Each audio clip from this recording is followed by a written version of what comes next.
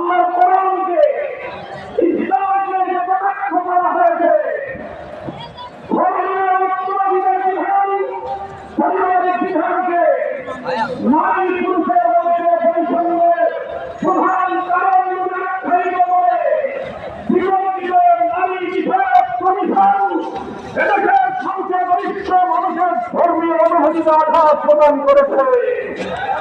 ধর্মীয় অনুভূতিতে আঘাত প্রদান করবার অপরাধে তাদের বিরুদ্ধে আমরা রাষ্ট্রের শাস্তিমূলক ব্যবস্থা দেখতে চাই। ইসলাম বাংলাদেশ বলতে চায়, এই তথাকথিত পশ্চিমা ধ্যান ধারায় বিশ্বাসী বিতর্কিত নারীবাদীদের আদর্শ এবং দর্শন নয়, বরং হেফাজতে ইসলাম বাংলাদেশ ইসলাম প্রদত্ত আল্লাহর ঘোষিত নারীর ন্যায্য অধিকারে বিশ্বাসী। ইনশাআল্লাহ হেফাজতের সংগ্রামী মহাসচিব কর্মসূচি ঘোষণা করবেন।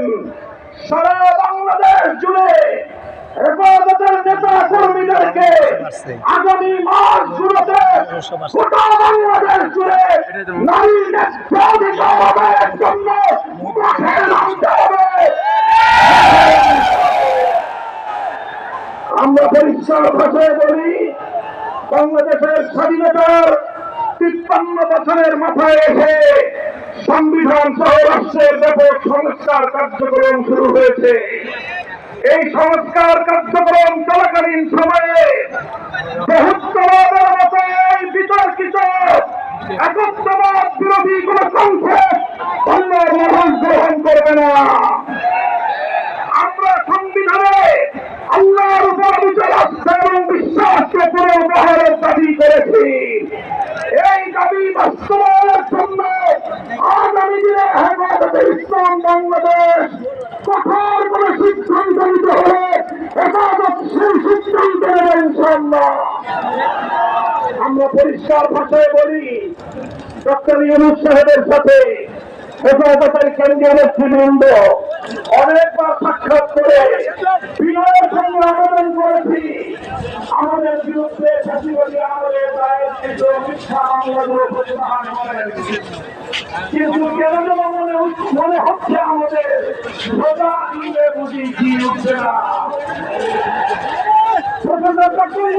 আপনি কিছু কথা ভুলে গিয়েছেন।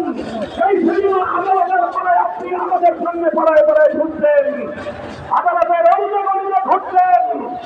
আমরা পরিষ্কার ভাষায় বলছি, আগামী 2 মাসের মধ্যে যদি হেফাজতে ইসলামের বিরুদ্ধে দায়েরকৃত মামলাগুলো প্রত্যাহার না হয়, হেফাজতে ইসলাম বাংলাদেশ সে মামলা বাতিল করার জন্য যা করতে হয় তাই করবে, তাই করবেন সব।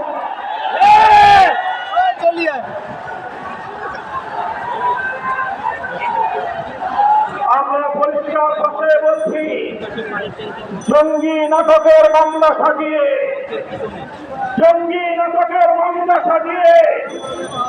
আল্লাহ নবীর প্রকৃত উম্মত, নবী প্রেমিক উম্মত যাদেরকে কারাগারে 4 জেলে বন্দী করে রাখা হয়েছে, যারা নবীর দুষ্কর্মের বিপক্ষে পদক্ষেপ নিয়েছে, যারা গোটা উম্মতের কাছে হিরো, যারা গোটা উম্মতের হৃদয়ের মণি, চোখের মণি, হৃদয়ের প্রশান্তি, সেই সকল কারাবন্দী মুসলিম নবী প্রেমিকদেরকে অবিলম্বে মুক্তি প্রদান করতে হবে।